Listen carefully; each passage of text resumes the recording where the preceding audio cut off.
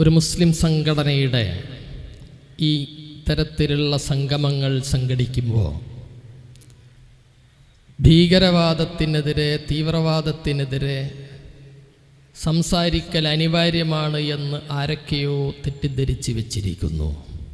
കാരണം എവിടെയെങ്കിലും ഒരു ഗുണ്ട് പൊട്ടിയാൽ, എവിടെയെങ്കിലും അബദ്ധത്തിലൊരു പടക്കം കയ്യിൽ നിന്ന് പൊട്ടിയാൽ അത് മുസ്ലിമീങ്ങളാണ് അതിന് ഉത്തരം പറയേണ്ടത് എന്ന നരേറ്റീവ് ആരൊക്കെയോ സൃഷ്ടിച്ചു വച്ചിരിക്കുന്നു. ഇസ്ലാഹി പ്രസ്ഥാനത്തിൻ്റെ വേദിയിൽ നിന്ന് ആധികാരികമായി പറയാൻ ആഗ്രഹിക്കുന്ന ഒന്നാമത്തെ വാക്ക്, ലോകത്ത് എവിടെ സംഭവിക്കുന്ന തീവ്രവാദവും അത് ഇസ്രായേൽ എന്ന തമ്മാടി രാഷ്ട്രം ഫലസ്തീനിലെ പാവപ്പെട്ട മനുഷ്യർക്കെതിരെ നടത്തുന്ന കിരാതമായ ഭീകരപ്രവർത്തനമാണെങ്കിലും, റോഹിംഗ്യയിലെ അറാഖാൻ പ്രദേശത്തെ പാവം മുസ്ലിം സഹോദരങ്ങൾക്കെതിരെ വയറൊട്ടിയ, എഴുന്നേറ്റ് നടക്കാൻ പോലും സാധിക്കാത്ത പാവം മുസ്ലിം സഹോദരങ്ങളെ ആട്ടിയോടിച്ചുകൊണ്ടിരിക്കുന്ന റോഹിംഗ്യൻ പട്ടാളം എന്ന ലോകത്തെമ്മാടികളുടെ അക്രമമാണെങ്കിലും, ലോകത്തിൻ്റെ മറ്റേത് ഭാഗത്ത് നടക്കുന്ന ഭീകരവാദ പ്രവർത്തനവുമാണെങ്കിലും അതുപോലെ തന്നെയാണ് പഹൽഗാമിൽ ഏതോ വട്ടുപിടിച്ച, മനസ്സിന് വേണ്ടത്ര സുഖമില്ലാത്ത ഏതൊക്കെയോ ചില സഹോദരങ്ങൾ നടത്തിയിട്ടുള്ള ഭീകരവാദ പ്രവർത്തനത്തെയും, ഇസ്രായേൽ നടത്തുന്ന ഭീകരവാദ പ്രവർത്തനത്തെയും, റോഹിംഗ്യയിലെ പട്ടാളം നടത്തുന്ന ഭീകരവാദ പ്രവർത്തനത്തെയും എല്ലാം ലോക മുസ്ലിങ്ങൾ കാണുന്നത് ഒരേ രൂപത്തിലാണ് എന്ന് അർത്ഥശങ്കക്കിടയില്ലാത്ത വിധം ആധികാരികമായ ഒരു ഇസ്ലാഹി പ്രസ്ഥാനത്തിൻ്റെ വേദിയിൽ വെച്ച് ആമുഖമായി പറയാൻ ആഗ്രഹിക്കുകയാണ്. എന്താണ് ഇസ്ലാം? ലോകത്ത് മറ്റ് മതങ്ങളിൽ നിന്ന് വിഭിന്നമായിട്ട് ഇസ്ലാമിന് ലോകത്തോട് പറയാനുള്ള ദർശനങ്ങൾ എന്താണ്? അതിലേറ്റവും പ്രധാനപ്പെട്ടത് മനുഷ്യരെ ആദരിക്കണം എന്ന് പഠിപ്പിക്കുവാനാണ് മഹാനായ പ്രവാചക തിരുമേനി സല്ലല്ലാഹു അലൈഹി വസല്ലമ ലോകത്ത് വന്ന ലക്ഷ്യത്തിൽ വളരെ പ്രധാനപ്പെട്ട ഒന്ന്. വലഖദ് കറംന ബനി ആദം, ആദം സന്തതികളെ നാം ആദരിച്ചിരിക്കുന്നു. ഏത് സന്തതികളെ? നാം ഗുജറാത്തിൻ്റെ തെരുവീതിയിൽ കാണുന്ന അവിടെയുള്ള ഉന്നത ജാതിക്കാരായ ആളുകൾ നിരന്തരമായിട്ട് ആക്രമിച്ചുകൊണ്ടിരിക്കുന്ന അവിടുത്തെ പശുവിൻ്റെ തോലെടുത്ത് ചത്ത മൃഗങ്ങളുടെ തൊലിയുരിഞ്ഞ് നിത്യജീവിതം കഴിഞ്ഞുകൊണ്ടിരിക്കുന്ന താഴ്ന്ന ജാതിക്കാരായ ആദിവാസികളായ സഹോദരങ്ങളുണ്ടല്ലോ, ഇന്ത്യയുടെ പ്രധാനമന്ത്രിക്കോ ഇന്ത്യയുടെ ആഭ്യന്തരമന്ത്രിക്കോ അവരെ ലോകം കാണരുത് എന്ന് കരുതിയിട്ട് മതിൽ വെച്ച് മൂടിവെക്കുന്ന ഡൊണാൾഡ് ട്രംപ് എന്ന് പറയുന്ന അത്യാവശ്യം മാനസികമായ ചില പ്രശ്നങ്ങളൊക്കെയുള്ള അമേരിക്കയുടെ പ്രസിഡന്റ് വരുമ്പോൾ അദ്ദേഹം കാണാൻ പാടില്ല എന്ന് കരുതിയിട്ട് മതിൽ കെട്ടിയിട്ട് വേർതിരിച്ച് നിർത്തിയിട്ടുള്ള പാവം സഹോദരങ്ങളുണ്ടല്ലോ, അവരെക്കുറിച്ച് ഇസ്ലാമിന് മുന്നോട്ട് വെക്കാനുള്ള ദർശനം, അവന്റെ കൈ പിടിച്ചുയർത്തിയിട്ട് ഇവനാണ് മനുഷ്യൻ, ഈ മനുഷ്യനെ ആദരിക്കാത്തവൻ നല്ലവനല്ല എന്ന് പ്രഖ്യാപിക്കാനാണ് ഇസ്ലാം ലോകത്തെ പഠിപ്പിച്ചത്. തീർന്നില്ല. മണിപ്പൂരിൽ 2 സഹോദരിമാരെ നമ്മൾ കണ്ടു. ആരാണവർ? വേശ്യാവൃത്തിക്ക് പോയവരായിരുന്നില്ല, അല്ലെങ്കിൽ ഏതെങ്കിലും മയക്കുമരുന്ന് കേസിലെ പ്രതികളായിരുന്നില്ല. അവർ ചെയ്ത തെറ്റെന്താ? കുക്കി വിഭാഗത്തിലെ ആദിവാസി വിഭാഗത്തിൽ ജനിച്ചുപോയി എന്ന ഒരൊറ്റ കാരണത്താൽ നഗ്നരാക്കിയിട്ട് ലോകത്ത് ഹിറ്റ്ലർ ചെയ്യാത്ത, മുസോളിനി ചെയ്യാത്ത, അതുപോലെ ലോകം കണ്ട ഭീകരന്മാരാരും ചെയ്യാത്ത അത്രയേറെ ക്രൂരത ചെയ്ത് 2 പെൺകൊടികളെ നഗ്നരാക്കി നടത്തിയിട്ട് ക്രൂര ബലാത്സംഗത്തിനിരയാക്കിയിട്ട് ലോകത്തിന്റെ മുന്നിൽ ഇന്ത്യയുടെ തല താഴ്ത്തേണ്ട അവസ്ഥ വന്ന ആ കുക്കിയിലെ സഹോദരങ്ങളില്ലേ, അവരെക്കുറിച്ച്, ആ നഗ്നരായി നടത്തപ്പെടേണ്ടി വന്ന ആ സഹോദരിമാരില്ലേ, അവരെക്കുറിച്ച് ഇസ്ലാം ലോകത്തിന്റെ മുന്നിൽ പഠിപ്പിക്കുന്നത് വലഖദ് കറംനാ ബനി ആദം, അതൊരു ആദം സന്തതിയാണ്, മനുഷ്യനാണ്. അവരെ നഗ്നരാക്കിയിട്ടല്ല, ഒരു വിധത്തിലും ഒരു രോമത്തിന് പോറലേൽപ്പിക്കാൻ ഒരാൾക്കും അവകാശമില്ല എന്ന് പഠിപ്പിക്കുന്ന ദർശനമാണ് ഇസ്ലാം. മാത്രമല്ല, ബൗദ്ധികമായി ആരെയും അടിമകളാക്കിയിട്ട് വെക്കാൻ പാടില്ല. എന്താണ് ലോകത്ത് നടന്ന ഏറ്റവും വലിയ പ്രശ്നം? ഇന്ത്യ രാജ്യത്തിന് 5 സഹസ്രാബ്ദത്തിലേറെ വരുന്ന ചരിത്രമുണ്ട് ഇന്ത്യക്ക്. ഭരതരാജാവിന്റെ കാലം മുതൽ ഇങ്ങോട്ടുള്ള ഇന്ത്യയുടെ മഹത്തായ പാരമ്പര്യം, ഇന്ത്യയുടെ മഹത്തായ ചരിത്രം, ആ ചരിത്രത്തിലുടനീളം എന്താണ് ഇന്ത്യയെ ഇത്രയേറെ പിറകോട്ട് വലിക്കാനുള്ള കാരണം? യഥാർത്ഥത്തിൽ ലോകത്ത് വൈദ്യശാസ്ത്ര ഗവേഷണങ്ങൾ നടക്കുന്നതിൻ്റെ മുമ്പ് വൈദ്യശാസ്ത്ര രംഗത്ത് ആദിവാസി സഹോദരങ്ങൾ പച്ചമരുന്നിന്റെ പ്രയോഗങ്ങൾ നടത്തിയിട്ട് ലോകത്ത് അത്ഭുതങ്ങൾ ഉണ്ടാക്കിയ നാടാണ് ഇന്ത്യ. പക്ഷേ ആ നാട്ടിൽ ഒരു സന്യാസി ഭരിക്കുന്ന സംസ്ഥാനത്ത് കുട്ടികൾ ഓക്സിജൻ കിട്ടാതെ മരിക്കുന്ന ഗതികേടിലേക്ക് ഇന്ത്യ എങ്ങനെ എത്തി എന്ന് ചോദിച്ചാൽ അത് കേവലം 2014 ശേഷമുള്ളതല്ല, 4000 വർഷങ്ങൾക്ക് അപ്പുറത്തുള്ളതാണ്. കാരണം മനുഷ്യരെ ബുദ്ധിപരമായി അടിമകളാക്കി വെച്ചു.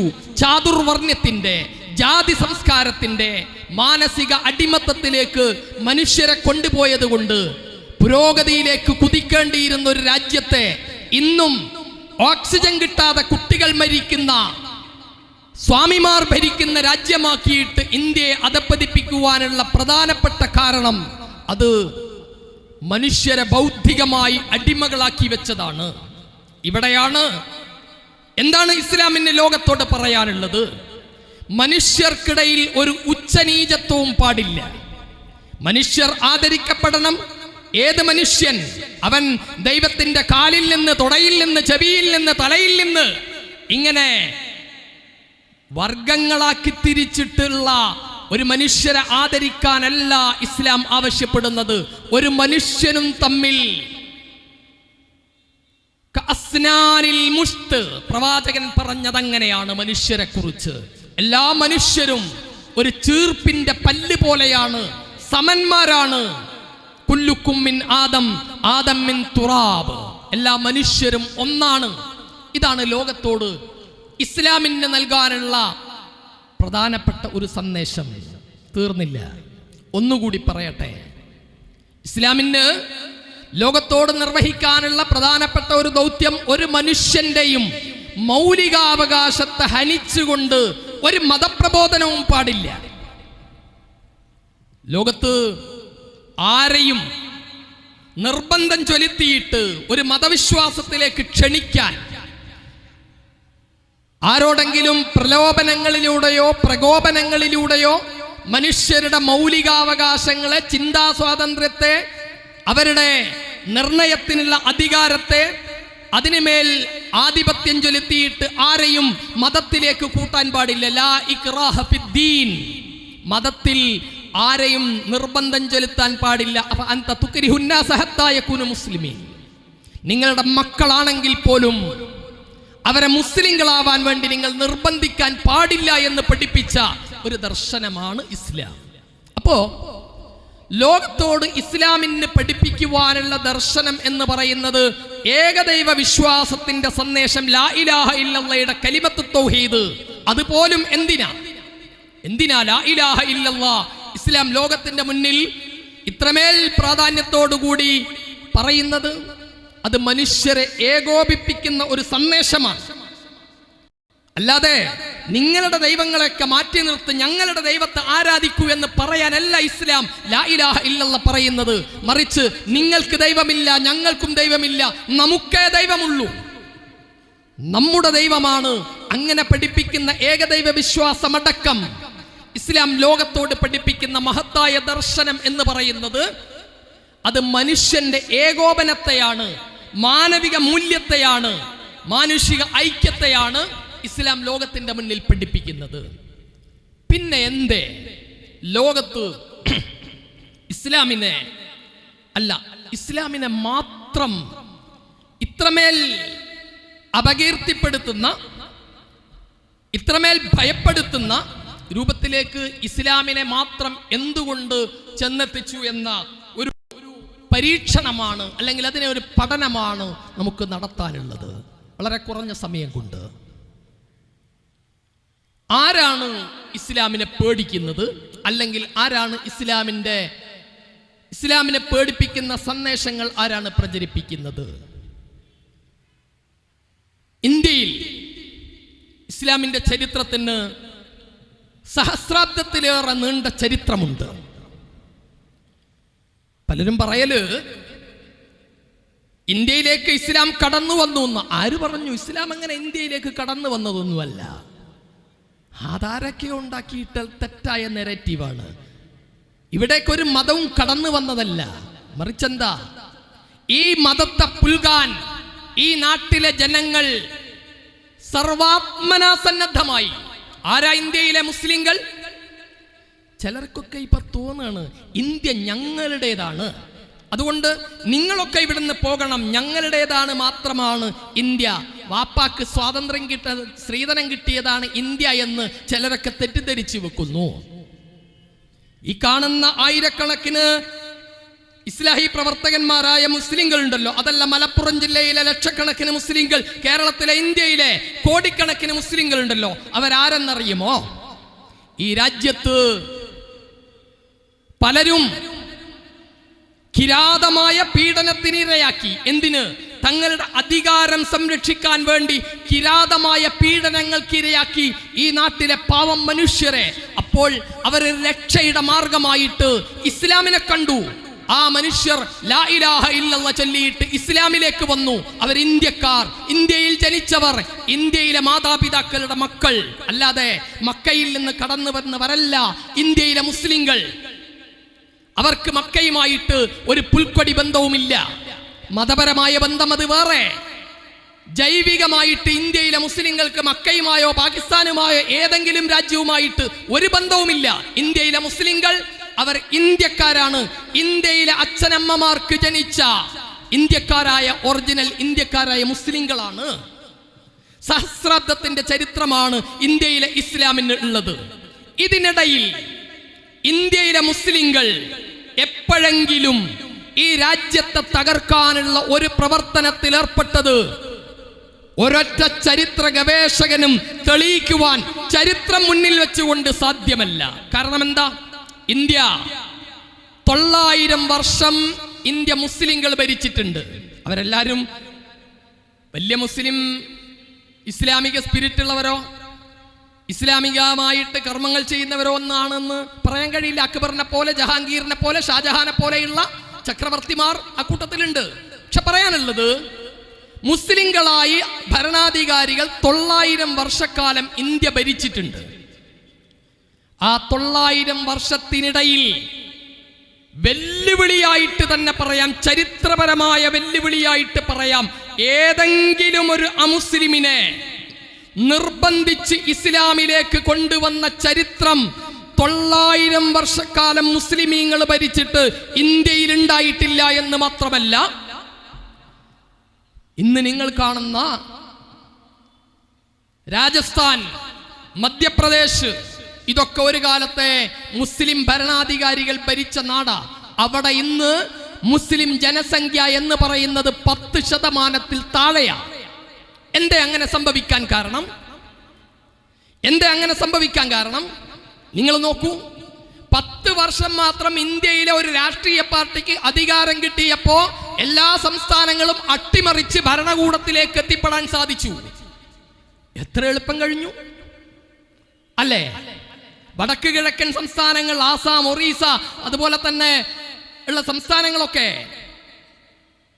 ഓരോന്നായിട്ട് തെരഞ്ഞെടുക്കപ്പെട്ട MLA-മാർ പോലും കൂറുമാറിയിട്ട് ആ ഭരണകക്ഷിയുടെ രാഷ്ട്രീയ പാർട്ടിയിലേക്ക് പോകുന്ന കാഴ്ച 10 വർഷം കൊണ്ട് നമ്മൾ കണ്ടു. അവിടെയൊന്നും മറ്റ് പാർട്ടികൾക്ക്, മറ്റാളുകൾക്ക് പ്രവേശനമില്ലാത്ത രൂപത്തിലെത്തിച്ചു. എന്നാൽ 900 വർഷക്കാലം ഇന്ത്യയിൽ മുസ്ലിങ്ങൾ ഭരണം നടത്തിയിട്ട് അവർ ഭരണം നടത്തിയ പ്രദേശങ്ങളിൽ അധികവും ഇന്നും മുസ്ലിമീങ്ങൾ 10% താഴെയാണ്. എന്നാലോ ഇന്ത്യയാക്കി മാറ്റിയതിൽ സുപ്രധാനമായ പങ്ക് വഹിച്ചവരാരാ? ഒന്നുകൂടി പറയട്ടെ. ഇന്ത്യ രാജ്യത്തെ കൊള്ളയടിക്കാൻ വേണ്ടി വന്ന ബ്രിട്ടീഷുകാരുണ്ട്. ഈ മലപ്പുറം ജില്ലയിൽ എന്ന് പറയുമ്പോൾ ഇൻഷാ അല്ലാഹ് അതിലേക്ക് ഞാൻ വരാം. ബ്രിട്ടീഷുകാരെ നേർക്കുനേരെ നേരിട്ട് നെഞ്ചൂക്കോടെ നേരിട്ട് ബ്രിട്ടീഷുകാരന്റെ കടാരയിൽ നിന്ന് കുത്തേറ്റ് വാങ്ങിയിട്ട് ഇന്ത്യ രാജ്യത്ത് ഏതെങ്കിലും ഭരണാധികാരികൾ മരിച്ചു പോയിട്ടുണ്ടെങ്കിൽ 2 ഭരണാധികാരികളെ ഉള്ളൂ. 500 ഇന്ത്യയിൽ ബ്രിട്ടീഷുകാർ ഇന്ത്യ ഭരിക്കുമ്പോൾ 500 നാട്ടുരാജ്യങ്ങളാണ് ഇന്ത്യ. ആ 500 നാട്ടുരാജ്യങ്ങളുടെ കൂട്ടത്തിൽ 2 ഭരണാധികാരികൾ മാത്രമാണ് ബ്രിട്ടീഷുകാരന്റെ പടയങ്കിക്ക് മുന്നിൽ വിരിമാറ് കാണിച്ചു കൊടുത്തുകൊണ്ട് രക്തസാക്ഷിത്വം വഹിക്കേണ്ടി വന്നത്. ഒന്ന് മഹാനായ ടിപ്പു സുൽത്താൻ, മറ്റൊന്ന് മഹാനായ സിറാജുദ്ദൗള. ഇവർ 2 പേരെ ഇന്ത്യയിൽ നാട്ടുരാജാക്കന്മാരുടെ കൂട്ടത്തിൽ ഇന്ത്യക്ക് വേണ്ടി രക്തസാക്ഷികളായ ഭരണാധികാരികളുള്ളൂ. ഞാൻ പറഞ്ഞത് സഹസ്രാബ്ദത്തിലേറെ നീണ്ടുകിടക്കുന്ന ഇന്ത്യയിലെ മുസൽമാന്റെ ചരിത്രം എന്ന് പറയുന്നത് ഈ രാജ്യം പടുത്തുയർത്തുന്നതിൽ നിർണായകമായ പങ്ക് വഹിച്ചവരാണ് ഇന്ത്യയിലെ മുസ്ലിങ്ങൾ. പിന്നെ എന്തുകൊണ്ട് ഇന്ത്യയിലെ മുസ്ലിമീങ്ങളെ പഹൽഗാമിൽ ഞാൻ നേരത്തെ പറഞ്ഞതുപോലെ മനസ്സിന് സുഖമില്ലാത്ത കിറുക്ക് പിടിച്ച ഏതോ 4 ചെറുപ്പക്കാർ അവിടെ ഭീകരാക്രമണം നടത്തിയപ്പോ ഇവിടെ TV ചാനലുകളിൽ ഇരുന്നു കൊണ്ട് പലരും പറയാണ് ഭീകരവാദത്തിന് മതമില്ലെന്ന് പറയാൻ കഴിയില്ല, മതമുണ്ട്. ഏതാണ് മതം? അത് ഇസ്ലാമാണ്. ആരാണ് ഇസ്ലാം പേടി, ഇസ്ലാമോഫോബിയ നാട്ടിൽ ഉണ്ടാക്കിക്കൊണ്ടേയിരിക്കുന്നത്? ഇതെപ്പോഴാ തുടങ്ങിയതെന്നറിയുമോ? ഇന്ത്യയിൽ ഇസ്ലാമോഫോബിയയുടെ ലോക ചരിത്രം എന്ന് പറയുന്നത് 10-ാം നൂറ്റാണ്ട് മുതൽ നീണ്ടു നിൽക്കുന്ന കുരിശ് യുദ്ധത്തിന്റെ കാലം മുതൽ നീണ്ടു നിൽക്കുന്ന സമയപരിമിതി കൊണ്ട് അതിലേക്ക് ഞാൻ പോകുന്നില്ല. ഇന്ത്യയിൽ എപ്പോഴാണ് ഈ ഇസ്ലാമോഫോബിയ ആരംഭിച്ചത്? ഇന്ത്യയിൽ ഇസ്ലാമോഫോബിയ ആരംഭിക്കുന്നതിന് മഹാനായ ശ്രീനാരായണ ഗുരുവിന്റെ പ്രവർത്തനങ്ങളിലൂടെയാണ് അതുണ്ടാകുന്നത്. ഗുരു അതിൽ പ്രതിയല്ല. എന്താ പ്രശ്നം എന്നറിയോ? ഇന്ത്യ രാജ്യത്തെ ഞാൻ നേരത്തെ പറഞ്ഞു 4000 വർഷക്കാലം ഒരു സമൂഹത്തെ, ഒരു ജനപദത്തെ അടിമകളാക്കി വെച്ചു ഇന്ത്യയിൽ. ബൗദ്ധികമായ അടിമകൾ. എന്നിട്ട് വെള്ളം കുടിക്കാൻ കൊടുത്തില്ല. ചിലരൊക്കെ മലപ്പുറം ജില്ലയിൽ വന്നിട്ട് മലപ്പുറം ജില്ല ഏതോ വേറെ നാടാണെന്നൊക്കെ പറഞ്ഞല്ലോ. ഇൻഷാ അല്ലാഹ് അതിലേക്ക് വരാം. അതിന്റെ മുൻഗാമികളായ ആളുകൾ ഈ നാട്ടിൽ അനുഭവിച്ച ക്രൂരമായ പീഡനങ്ങളുടെ ചരിത്രം അവർക്ക് എണ്ണേണ്ടി വരില്ല. കാരണം കള്ള് മുതലാളിമാർക്ക് വേറൊന്നും ആലോചിക്കേണ്ടതില്ല. പക്ഷേ ഈ 4000 വർഷക്കാലം മനുഷ്യരെ ബൗദ്ധികമായി അടിമകളാക്കി നിർത്തിയപ്പോ അവർ പ്രതികരിക്കാൻ തുടങ്ങി 930 കാലഘട്ടങ്ങളിൽ. എന്നിട്ട് മഹാരാഷ്ട്രയിൽ ഫൂലെയെ പോലെയുള്ള, കേരളത്തിൽ മഹാനായ ശ്രീനാരായണ ഗുരുസ്വാമികളെ പോലെയുള്ള ആളുകൾ അതിശക്തമായി, അയ്യങ്കാളിയെ പോലെയുള്ള ആളുകൾ അതിശക്തമായി രംഗത്ത് വന്നു. ഞങ്ങളും മനുഷ്യരാണ്, ഞങ്ങൾക്ക് ജീവിക്കണമെന്ന് പറഞ്ഞിട്ട്. അപ്പോ അധികാര കേന്ദ്രങ്ങളിലിരിക്കുന്ന ചിലർക്ക് വെപ്രാളം ഉണ്ടായി. എങ്ങനെയാണ് ഇത് അവസാനിപ്പിക്കുക? അതിശക്തമായ മുന്നേറ്റം നടക്കാൻ തുടങ്ങി. അപ്പൊ എങ്ങനെയാ ഇത് അവസാനിപ്പിക്കുക? അതിനവസാനിപ്പിക്കാൻ കണ്ട ഒന്നാമത്തെ മരുന്നായിരുന്നു ഇസ്ലാമോഫോബിയ. അതിനുവേണ്ടി മഹാരാഷ്ട്രയിലെ പൂനെയിൽ ആദ്യമായിട്ട് ഒരു പശുവിനെ ക്ഷേത്രത്തിന്റെ അടുക്കൽ വെച്ച് ഒരു മുസൽമാൻ പശുവിനെ അറുത്ത് ക്ഷേത്ര ചുമരുകളിൽ രക്തം പുരട്ടിയിരിക്കുന്നുവെന്ന കള്ളപ്രചരണം മഹാരാഷ്ട്രയിൽ ഒട്ടുക്കും പ്രചരിപ്പിച്ചു. അങ്ങനെയാണ് 200 ആളുകൾ കൊല്ലപ്പെടുന്ന ആദ്യത്തെ മഹാരാഷ്ട്രയിലെ ഹിന്ദു മുസ്ലിം കലാപം ആരംഭിക്കുന്നത്. ഈ പിന്നോക്ക ജനവിഭാഗങ്ങളുടെ നവോത്ഥാനത്തിന്റെ മുന്നേറ്റത്തെ തടയാൻ അന്നുള്ള ഫാസിസ്റ്റ് സംഘ് പരിവാര ശക്തികളുടെ ഗൂഢാലോചനയുടെ ഭാഗമായിരുന്നു ഇന്ത്യയിൽ 200 ആളുകൾ മരിച്ച ആദ്യത്തെ വർഗീയ കലാപം, നേർക്കുനേരെയുള്ള വർഗീയ കലാപം പൂനെയിൽ നടന്നത്. അന്ന് തുടങ്ങിയതാണ് ഇന്ത്യയിൽ ഇസ്ലാമോഫോബിയ. എന്തിനു വേണ്ടി? ഇസ്ലാമിനോടുള്ള ദേഷ്യം കൊണ്ടൊന്നുമല്ല കേട്ടോ. നിങ്ങൾ വിചാരിക്കും ഇപ്പോ കഴിഞ്ഞ പൊതു തെരഞ്ഞെടുപ്പിൽ ബഹുമാന്യനായ ഇന്ത്യയുടെ പ്രധാനമന്ത്രി നരേന്ദ്രമോദി ഇന്ത്യയിൽ ഒട്ടാകെ ഓടി നടന്ന് പ്രസംഗിച്ചു, ഞാൻ കൊക്കിൽ ജീവനുള്ള കാലത്തോളം ഇന്ത്യയിലെ മുസ്ലിങ്ങൾക്ക് സംവരണം അനുവദിക്കില്ല. പ്രധാനമന്ത്രിയാണ്, നാട്ടിന്റെ ഗതികേട് ആലോചിച്ച മതി. ഒരു രാജ്യത്തെ 18% വരുന്ന ഒരു ജനവിഭാഗത്തിന് സംവരണം അനുവദിക്കാൻ എൻ്റെ ജീവനുള്ള കാലം സമ്മതിക്കില്ല. എല്ലാവരും വിചാരിച്ച് മൂപ്പർക്ക് മുസ്ലിങ്ങളോട് ഭയങ്കര വെറുപ്പായിട്ട് ഹിന്ദുത്വത്തോടുള്ള, ഹിന്ദു മതത്തോടുള്ള അതിയായ അഭിനിവേശം കൊണ്ട് പറയണമെന്നല്ല, അധികാരത്തിലേക്ക് എത്താനുള്ള കുറുക്കു വഴി ആലോചിച്ചത് മാത്രമാണ്. ഇതുപോലെ രാജ്യത്ത് അധികാരം സ്ഥാപിക്കാൻ വേണ്ടി ഉണ്ടാക്കിയിട്ടുള്ള കുറുക്കു വഴി മാത്രമാണ് ഇസ്ലാമോഫോബിയ എന്ന് പറയുന്നത്. അതാണ് അതിൻ്റെ അവസാനത്തെ ഉദാഹരണമാണ്. 930-കൾക്ക് ശേഷം ഏകദേശം ഇന്ത്യ രാജ്യത്ത് 22,000-ലേറെ ചെറുതും വലുതുമായ കലാപങ്ങൾ ഇന്ത്യയിൽ ഉണ്ടാക്കിയിട്ടുണ്ട്. അതിൻ്റെ 2 ഉദാഹരണങ്ങൾ മാത്രം ഞാൻ പറയാം. ഒന്ന്, 2013 മുസഫർ നഗറിൽ നടന്ന കലാപം. എന്തായിരുന്നു മുസഫർ നഗറിൽ നടന്നത്? 2 ചെറുപ്പക്കാർ, ഹൈന്ദവരായ ജാട്ട് വിഭാഗത്തിൽപ്പെട്ട 2 സഹോദരങ്ങൾ. അവരുടെ പേര് സച്ചിൻ എന്നും ഗൗരവ് എന്നുമാണ്. ഒന്നാദ്യം പറയട്ടെ, UP രാഷ്ട്രീയത്തെക്കുറിച്ച് പഠിക്കുന്ന ഒരാൾക്കറിയാം, അവിടെയുള്ള ജാട്ടുകളും മുസ്ലിങ്ങളും എന്ന് പറയുന്നത് ഭായി ഭായി എന്നറിയപ്പെടുന്നവരാ. അതായത് ഞാൻ ആത്മാഭിമാനത്തോടെ പറയട്ടെ, കേരളത്തിൽ ഏറ്റവും കൂടുതൽ മുസ്ലിം ജനസംഖ്യയുള്ള മലപ്പുറത്തെ മുസ്ലിങ്ങളും ഈഴവന്മാരും ഏത് രൂപത്തിലാണോ സൗഹൃദത്തിൽ കഴിയുന്നത്, അതുപോലെ സൗഹൃദത്തിൽ കഴിയുന്നവരായിരുന്നു UPയിലെ ജാട്ടുകളും മുസ്ലിങ്ങളും. അതുകൊണ്ട് തന്നെ 992 ബാബരി മസ്ജിദ് പൊളിച്ചിട്ട് രാമക്ഷേത്രത്തിന്റെ വലിയ മുന്നേറ്റം ഉണ്ടാക്കിയിട്ട് പോലും UPയിൽ സംഘപരിവാര രാഷ്ട്രീയത്തിന് വേണ്ടത്ര സ്വാധീനം ഉണ്ടാക്കാൻ കഴിഞ്ഞിരുന്നില്ല. എന്നാൽ മുസഫർ നഗറിൽ സംഭവിച്ചത് സച്ചിനും ഗൗരവും തമ്മിൽ അവിടെയുള്ള ഒരു മുസ്ലിമായ ചെറുപ്പക്കാരനും ഷാനവാസ് ഖുറേഷി എന്ന് പറയുന്ന ഒരു ചെറുപ്പക്കാരനും തമ്മിൽ ഒരു ബൈക്ക് ആക്സിഡന്റ് ഉണ്ടാകുന്നു. ആ ബൈക്ക് ആക്സിഡന്റിൽ അങ്ങോട്ടും ഇങ്ങോട്ടും തർക്കം ഉണ്ടാവുന്നു. കുറച്ച് കഴിഞ്ഞപ്പോൾ സച്ചിനും ഗൗരവും കൂടി അന്ന് രാത്രി പോയിട്ട് ഷാനവാസ് ഖുറേഷി എന്ന് പറയുന്ന മനുഷ്യന്റെ വീട്ടിൽ പോയിട്ട് അയാളെ വിളിച്ചിറക്കിയിട്ട് കുത്തിക്കൊല്ലുന്നു. അങ്ങനെ അയാൾ മരണപ്പെട്ടു. സാധാരണ നമ്മുടെ നാട്ടിൽ നടക്കാറുള്ള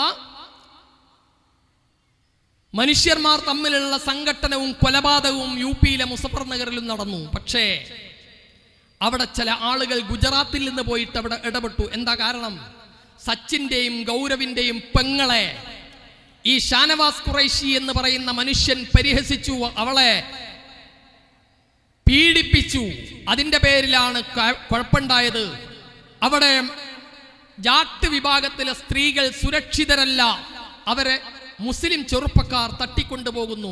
വ്യാപകമായ പ്രചരണം അഴിച്ചു വിട്ടു എന്ന് മാത്രമല്ല, 2010 പാകിസ്ഥാനിൽ വെച്ചുണ്ടായ ഒരു സംഘട്ടനത്തെ കുറെ ആളുകൾ കൂടിയിട്ടൊരു ചെറുപ്പക്കാരനെ തല്ലിക്കൊല്ലുന്ന ഒരു വീഡിയോ വ്യാപകമായി പ്രചരിപ്പിച്ചു. എന്താ അത് മുസഫർ നഗർ പ്രദേശത്ത് ഒരു ഹിന്ദു ജാട്ട് വിഭാഗത്തിൽപ്പെട്ട ചെറുപ്പക്കാരനെ മുസ്ലിങ്ങൾ കൂടി നിന്നുകൊണ്ട് ആക്രമിച്ച് കൊല്ലുന്നു. ഈ ചിത്രം പുറത്തുവിട്ടു. സംഭവം എന്താണ്ടായി അറിയോ? ലവ് ജിഹാദ് എന്ന് പറയുന്ന കള്ളക്കഥ വ്യാപകമായി പ്രചരിപ്പിച്ചു. UPയിലുടനീളം ലവ് ജിഹാദിന്റെ കഥകളായി. അവിടെ നിന്ന് ഇത്ര പെൺകുട്ടികളെ തട്ടിക്കൊണ്ടുപോയി, ഇവിടെ നിന്ന് ഇത്ര പെണ്ണുങ്ങളെ തട്ടിക്കൊണ്ടുപോയി. ഇത് ജാട്ട് മുസ്ലിം വിഭജനത്തിന് കാരണമായി. അങ്ങനെയാണ് 2014 തെരഞ്ഞെടുപ്പിൽ 80-ൽ 71 സീറ്റും സംഘപരിവാര ശക്തികൾക്ക് കിട്ടുന്നത്. എന്തിനാണ് ഇസ്ലാമോഫോബിയ എന്ന ചോദ്യത്തിന്റെ ഉത്തരം ഇസ്ലാം തീവ്രവാദത്തെ പ്രോത്സാഹിപ്പിക്കുന്നു എന്ന് ആർക്കും അഭിപ്രായമില്ല. ഇസ്ലാം മാനവികതക്കെതിരാണെന്ന് ആർക്കും അഭിപ്രായമില്ല. പിന്നെ എന്തേ ഉള്ളൂ? തങ്ങളുടെ അധികാര കസേര എളുപ്പമാക്കണമെങ്കിൽ അതിന് ഇസ്ലാമിനെയും മുസ്ലിങ്ങളെയും പ്രതിസ്ഥാനത്ത് നിർത്തിക്കൊണ്ടുള്ള പ്രചരണം ആവശ്യമാണ്. അതിനാണ് ഇന്ത്യയിലുടനീളം ഇത്തരത്തിലുള്ള പ്രചരണങ്ങൾ അഴിച്ചുവിട്ട് മനുഷ്യരെ തമ്മിൽ അകറ്റുന്നത്. UPയിൽ ബാബരി മസ്ജിദ് പൊളിച്ച കാലഘട്ടത്തിൽ പോലും സ്വപ്നം കാണാൻ സാധിക്കാതിരുന്ന മുന്നേറ്റം മുസഫർ നഗറിലെ ഒരു പെൺകുട്ടിയെ ആസ്പദമാക്കിയിട്ടുള്ള കഥകൾ വ്യാപകമായി പ്രചരിപ്പിച്ചപ്പോ സംഘപരിവാര ശക്തികൾക്ക് സാധിച്ചു ഇസ്ലാമോഫോബിയയുടെ, മുസ്ലിം വെറുപ്പിന്റെ ഒന്നാമത്തെ പ്രതി ഭരണകൂടമാണ് എന്നത് നിസ്സംശയം പറയാൻ കഴിയും. 2002 ഒരു ട്രെയിൻ ആക്രമണം ഉണ്ടായി.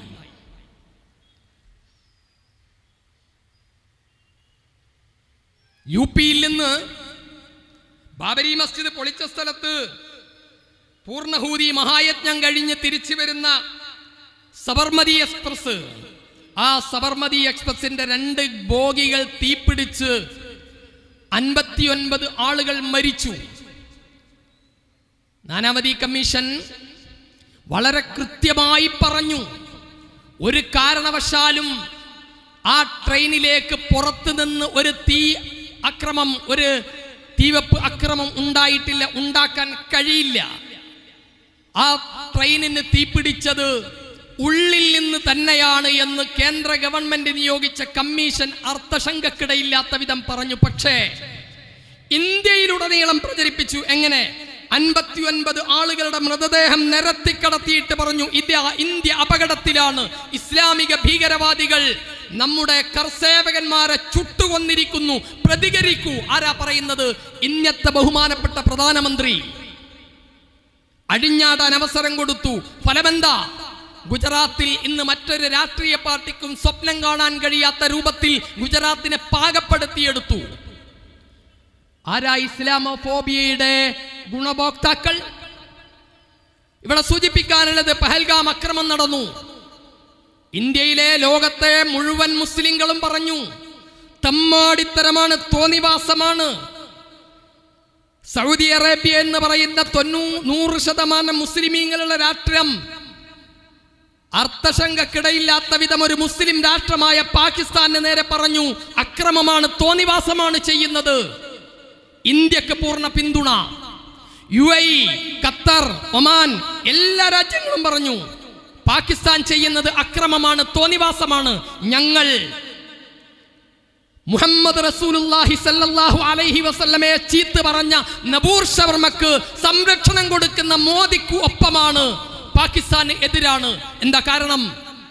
എന്ത് കാരണമുണ്ടായാലും ശരി, ഭീകരവാദത്തെ അനുകൂലിക്കാൻ സാധ്യമല്ല. പക്ഷേ എന്താ കാണുന്നത്? അവിടെ ആ 4 തെമ്മാടികള് പാവം ടൂറിസ്റ്റുകളെ ആക്രമിച്ച് വെടിവെക്കുമ്പോ കലിമ ചെല്ലാൻ പറഞ്ഞു, ചെല്ലാൻ കഴിഞ്ഞില്ല, അവരെ വെടിവെച്ച് വീഴ്ത്തി. ഇവിടെയല്ലേ മതം, ഇതല്ലേ ഇസ്ലാം. പക്ഷേ നിങ്ങൾ നോക്കൂ, കേരളക്കാരനായ രാമചന്ദ്രൻ എന്ന് പറയുന്ന BJPയുടെ പഞ്ചായത്ത് തെരഞ്ഞെടുപ്പിലെ സ്ഥാനാർത്ഥിയായ സഹോദരൻ അവിടെ വെച്ച് മരിച്ചു. അദ്ദേഹത്തിന്റെ കുടുംബത്തോട് ഇസ്ലാഹി പ്രസ്ഥാനത്തിന്റെ എല്ലാവിധത്തിലുള്ള അനുശോചനങ്ങളും അറിയിക്കുകയാണ്. നമ്മൾ ആ കുടുംബത്തോടൊപ്പമാണ്. പക്ഷേ ആ കൊലപാതകം കഴിഞ്ഞ് തിരിച്ചെത്തിയിട്ട് അച്ഛന്റെ ചേതനേറ്റിയ മൃതദേഹവുമായിട്ട് കണ്ണീരോടുകൂടി നാട്ടിലെത്തിയ ആരതി എന്ന് പറയുന്ന കൊച്ചുപങ്ങൾ പറയുന്നൊരു വാക്കുണ്ട്, എനിക്ക് കാശ്മീരിൽ നിന്ന് 2 സഹോദരങ്ങൾ അള്ളാഹു തന്നു, അവർ എന്നെ പൊന്നുപോലെ സംരക്ഷിച്ചു. എന്നെ സംരക്ഷിക്കാൻ വേണ്ടി റൂമിലേക്ക് കൊണ്ടുപോകുമ്പോ ബിസ്മില്ലാഹിർ റഹ്മാനിർ റഹീം എന്ന് പറഞ്ഞുകൊണ്ടായിരുന്നു അവർ ഞങ്ങളെ സംരക്ഷിച്ചത്. കൂട്ടരെ, എന്തേ നിങ്ങൾക്ക് അവിടെ മതം കാണാൻ കഴിയുന്നില്ല? തമ്മാടിക്കൂട്ടം വന്ന് വെടിവെച്ചപ്പോ കലിമ ചെല്ലാൻ പറഞ്ഞെടുത്ത് കാണാൻ കഴിഞ്ഞ മതം എന്തുകൊണ്ടാണ് ബിസ്മില്ലാഹിർ റഹ്മാനിർ റഹീം എന്ന് ചൊല്ലിയിട്ട് ആരതി എന്ന് പറയുന്ന ഹൈന്ദവ സഹോദരിയെ സംരക്ഷിക്കാൻ രംഗത്ത് വന്ന മുസ്ലിം സഹോദരങ്ങളുടെ ആ പ്രഖ്യാപനത്തിൽ എന്തുകൊണ്ട് നിങ്ങൾക്ക് മതം കാണാൻ കഴിയുന്നില്ല?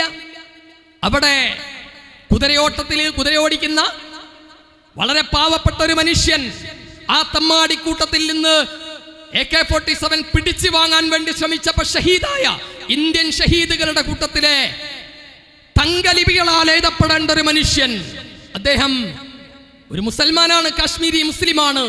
എന്തുകൊണ്ട് അദ്ദേഹത്തിൽ നിങ്ങൾക്കൊരു മതത്തെ കാണാൻ കഴിയുന്നില്ല? അദ്ദേഹത്തിൽ മതം കാണില്ല. കാരണം എന്താ? ഇതിൻ്റെ മെച്ചമെന്താ? നമ്മൾ കണ്ടു. സൗദി അറേബ്യ സന്ദർശിക്കുന്നതിനിടയിലേ പെട്ടെന്ന് ഓടി വരികയാണ് നമ്മുടെ ഇന്ത്യയുടെ പ്രധാനമന്ത്രി. നമ്മളൊക്കെ ആത്മാഭിമാനത്തോടെ വിചാരിച്ചു, ഇതാ ഞങ്ങൾക്കൊരു നാഥനുണ്ട്. ഞങ്ങളുടെ പ്രധാനമന്ത്രി പ്രശ്നം വന്നപ്പോൾ എല്ലാം വെട്ടിച്ചുരുക്കിയിട്ട് ഓടി വരികയാണ്. ഓടി വന്നിട്ട് എങ്ങട്ടാ പോയത്? കാശ്മീരിൽ പോയോ? ഇല്ല. പിന്നെ രാജ്യത്തെ എല്ലാ രാഷ്ട്രീയ പാർട്ടിക്കാരെയും വിളിച്ചു കൂട്ടിയിട്ട് നമ്മൾ എങ്ങനെ മുന്നോട്ട് പോകണം? കൂടെ ഇതിൽ രാഷ്ട്രീയമില്ല. ഇന്ത്യക്കെതിരായിട്ട് ഏത് തോന്നിവാസി വന്നിട്ട് എന്ത് ചെയ്താലും അവിടെ രാഷ്ട്രീയ, മതം, ജാതി ഒന്നുമില്ല. നമ്മളൊന്ന് ഇന്ത്യക്കാർ. അങ്ങനെയാണ് നമ്മുടെ പ്രഖ്യാപനം. പക്ഷേ നമ്മുടെ പ്രധാനമന്ത്രി ആ യോഗത്തിൽ പോലും പങ്കെടുക്കുന്നില്ല. ബീഹാറിൽ പോയിട്ട് അവിടെ തെരഞ്ഞെടുപ്പ് പ്രചരണം നടത്തുക. പഹൽഗാം അക്രമം നടത്തിയത് പാകിസ്ഥാൻ എന്ന തോന്നിവാസ രാഷ്ട്രവും അവർ വിലക്കെടുത്ത മനോരോഗികളായ തമ്മാടികളുമാണെങ്കിൽ അതിന്റെ ഗുണഭോക്താക്കൾ ആരെന്ന് ചോദിച്ചാൽ ഇന്ത്യയിലെ അധികാര രാഷ്ട്രീയത്തിൽ അള്ളിപ്പിടിച്ചു നിൽക്കാൻ വേണ്ടി ശ്രമിക്കുന്നവരാണ്. ഇത് രണ്ടും തിരിച്ചറിയണം.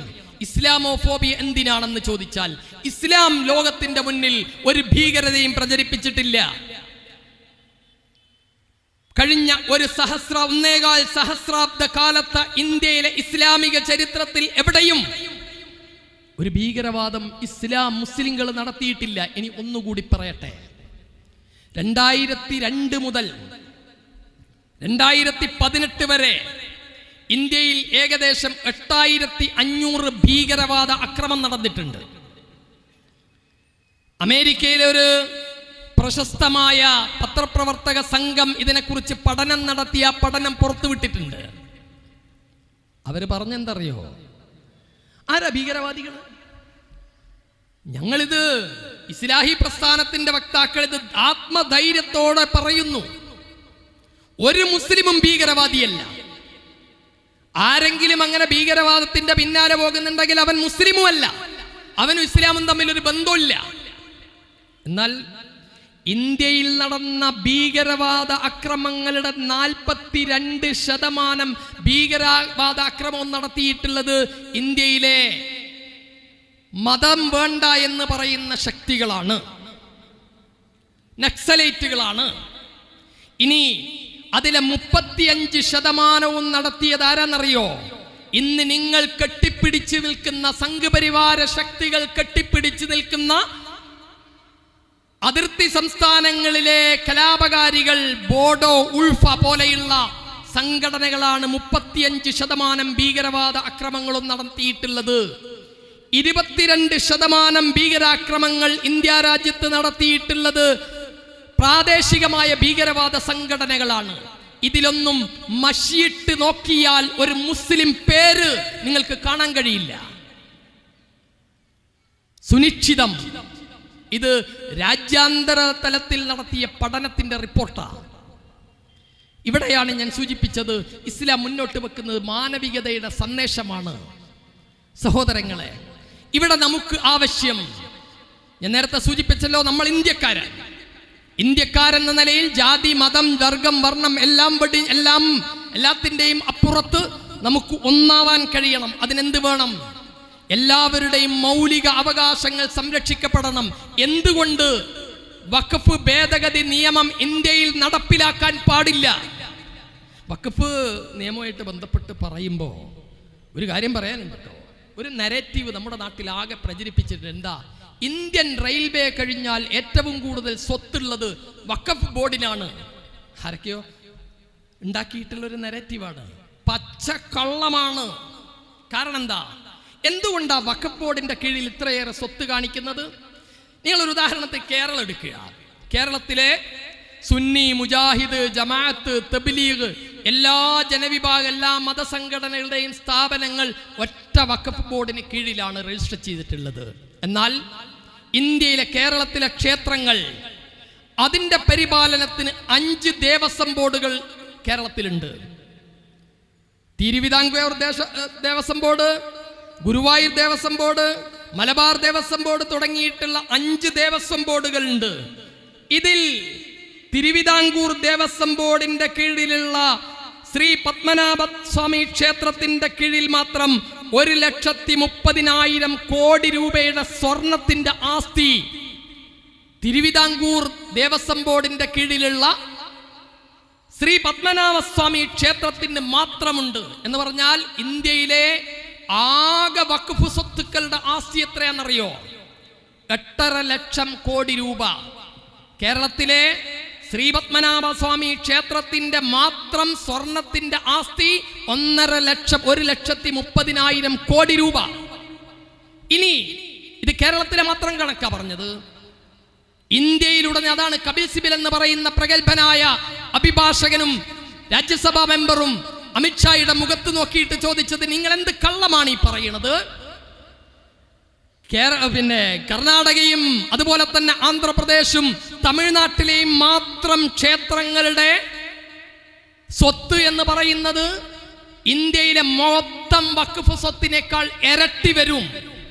എന്നെ സൂചിപ്പിച്ചത് ഒരു നരേറ്റീവ് ഇങ്ങനെ സൃഷ്ടിക്കുക. എന്താ?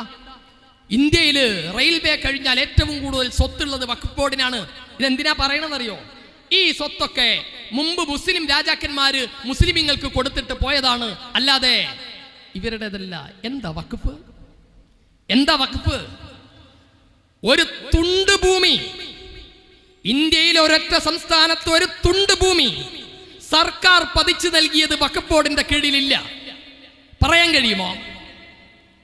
കേരളത്തിലെ NSSന് SNDPക്കൊക്കെ സർക്കാർ ഭൂമി പതിച്ചു നൽകിയിട്ടുണ്ട്, ഇല്ലേ?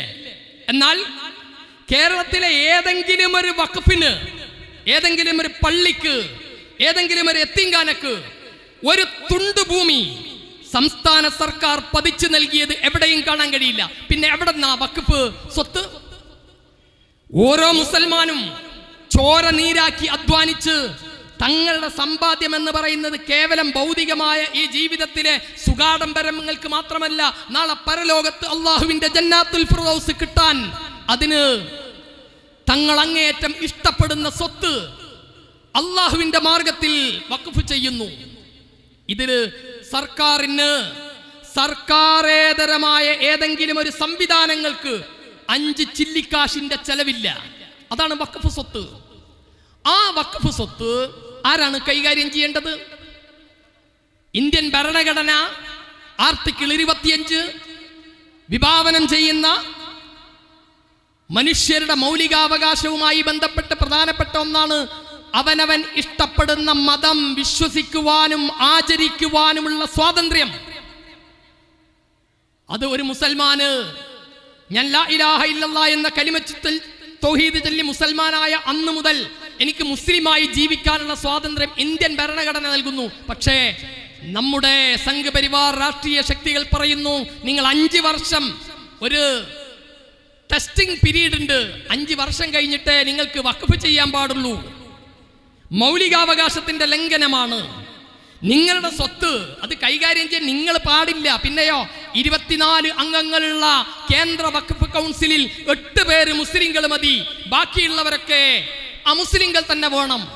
ഇതാണ് വഖഫ് ഭേദഗതി നിയമത്തിന്റെ പ്രധാനപ്പെട്ട ഒരു ഘടകം. ഇത് ഇന്ത്യയിലെ മൗലികാവകാശത്തിന്റെ ലംഘനം മാത്രമല്ല, സുപ്രീം കോടതി ഒരു സുപ്രധാനമായ ചോദ്യം ചോദിച്ചു. തുറന്ന് പറയൂ, ഏതെങ്കിലും ദേവസ്വം ബോർഡുകളിലേക്ക് മുസ്ലിങ്ങളെ കയറ്റുമോ? ഏതെങ്കിലും ഒരു ദേവസ്വം ബോർഡിൽ അഹിന്ദുക്കളെ കയറ്റുമോ? തുഷാർ മേത്ത ഉത്തരം പറയാനേ കഴിഞ്ഞിട്ടില്ല. എന്താ കാരണം? ഇത് ലക്ഷ്യം വെക്കുന്നത് ഇന്ത്യയുടെ കണ്ണായ സ്ഥലങ്ങളിൽ പാവം മുസ്ലിങ്ങൾ ചോര നീരാക്കി അധ്വാനിച്ചുണ്ടാക്കിയിട്ട് കൊടുത്ത സ്വത്ത് തട്ടിയിട്ട് നിങ്ങൾ ഒരിക്കലും പ്രിയപ്പെട്ട ഈ നാട്ടിലെ ഹൈന്ദവ സഹോദരങ്ങളെ തെറ്റിദ്ധരിക്കണ്ട. ഇത് ഹിന്ദുക്കൾക്ക് കൊടുക്കാനല്ല, മറിച്ച് കുത്തക മുതലാളിമാർക്ക് പതിച്ചു നൽകാനാ. ഇത് മുസ്ലിങ്ങളുടെ നേരെ മാത്രമല്ല ഉണ്ടായിട്ടുള്ളത്. ജാർഖണ്ഡിൽ ആദിവാസികളുടെ കോടിക്കണക്കിന് ഏക്കർ ഭൂമി പതിച്ചു കൊടുത്തു അംബാനിക്ക്. എന്തേ മണിപ്പൂരിൽ ഇത്രയും വലിയ കലാപം ഉണ്ടായത്? അവിടെയുള്ള പാവം ആദിവാസി ക്രൈസ്തവ സഹോദരങ്ങളുടെ 60,000 ഹെക്ടർ ഭൂമിയാണ് അദാനിക്ക് ഓയിൽ കമ്പനി നടത്താൻ വേണ്ടി പതിച്ചു കൊടുത്തത്. ഇനി ഇതാ UPയിലെ കണ്ണായ സ്ഥലത്തുള്ള ഈദ്ഗാഹ് ഭൂമി കുത്തക മുതലാളിമാർക്ക് പതിച്ചു കൊടുക്കണം. അതിനാണ് വഖഫ് ബില്ല്. ഡൽഹിയിലെ അതുപോലെ തന്നെ ആഗ്രയിലെ സുപ്രധാനമായ കേന്ദ്രങ്ങൾ കുത്തക മുതലാളിമാർക്ക് പതിച്ചു കൊടുക്കാൻ വേണ്ടിയിട്ടുള്ളതാണ് വഖഫ് ഭേദഗതി ബില്ല് എന്ന് പറയുന്നത്. അല്ലാതെ ഇവിടെയുള്ള ഹൈന്ദവ സഹോദരങ്ങളോട് സംഘപരിവാര രാഷ്ട്രീയ ശക്തികൾക്ക് ഒരു കൂറിന്റെ അംശം പോലും ഉണ്ടെങ്കിൽ കൂട്ടരെ സഞ്ജീവ് ഭട്ട് എന്തിനാ ജയിലിൽ കിടക്കുന്നത്? സഞ്ജീവ് ഭട്ട് ഉന്നത കുലജാതനായ ഹിന്ദുവാണ്. എന്തിനാ ഗൗരി ലങ്കേഷ് കൊല്ലപ്പെട്ടത്? എന്തിനാ ഇന്ത്യയിലെ അറിയപ്പെടുന്ന ബുദ്ധിജീവികളായ ഹൈന്ദവ സഹോദരങ്ങൾ കൊല്ലപ്പെട്ടത്? അവർ ഹിന്ദുക്കളല്ലാത്തതുകൊണ്ടല്ലോ.